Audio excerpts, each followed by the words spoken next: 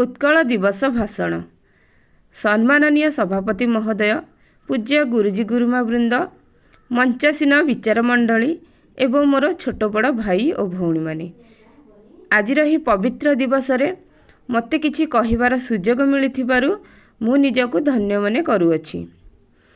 प्रतिवर्ष एप्रिल 1 तारिख रे उत्कल दिवस पालित हुए, जहाँकि ओडिशार स्वाधीनता और आत्मसम्मानर पाई एक विशेष दिन।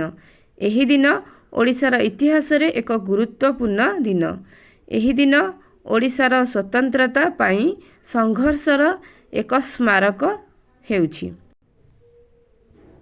एप्रिल 1, 1936 रे ओडिशा गठित होइथिला।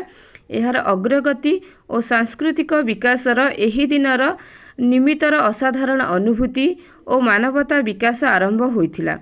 तारीख 1 एप्रिल 1936 रे समस्त ओडिया समाज एही दिन को एक उत्सव रूपे पालित करिथांती। जदि आपण मानकु आमर वीडियो गुडी को भल लागि थाए तेबे वीडियो गुडी को लाइक करंतु। आमर टेलीग्राम ग्रुप रे मध्य चाहिला आपण माने जॉइन हे परिबे।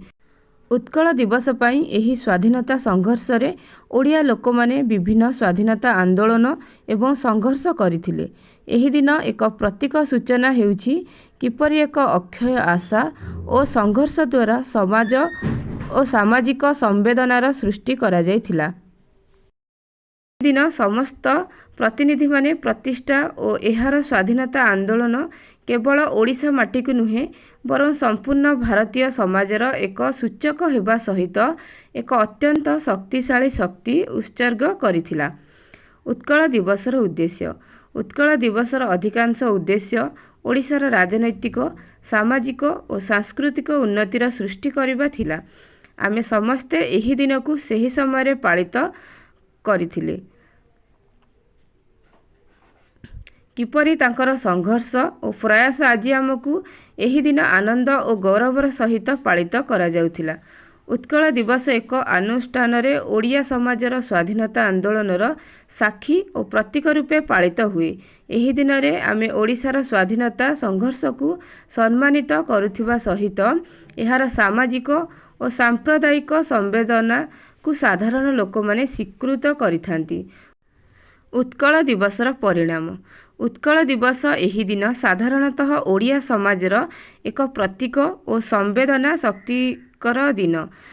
ओडिशार समाज राजनैतिक, सामाजिक और सांस्कृतिक उन्नति प्रति आलोकित रूप से प्रभावित हेउछि।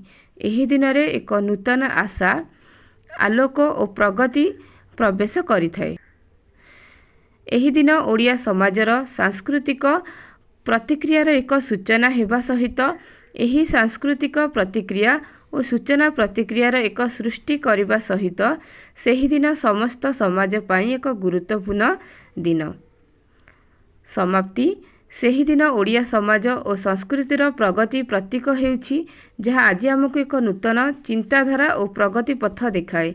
एही दिन आमको प्रेरणा देउछि आमे किपरि आमको गढ़ी परिबा और समाजर उन्नति पाई संघर्ष करि परिबा। जय उत्कल। जदि आपण मानकु एही वीडियोटी भल लागि थाए तेबे वीडियोटी को लाइक करबा सहित चैनलटी को सब्सक्राइब करंतु। एही वीडियोटी को निजर सांग मानक सहित शेयर करि परिबे। आमर टेलीग्राम ग्रुप रहिछि, आपण माने चाहिले आम टेलीग्राम ग्रुप रे मध्य जॉइन हे परिबे अधिक इन्फॉर्मेशन पाई। धन्यवाद।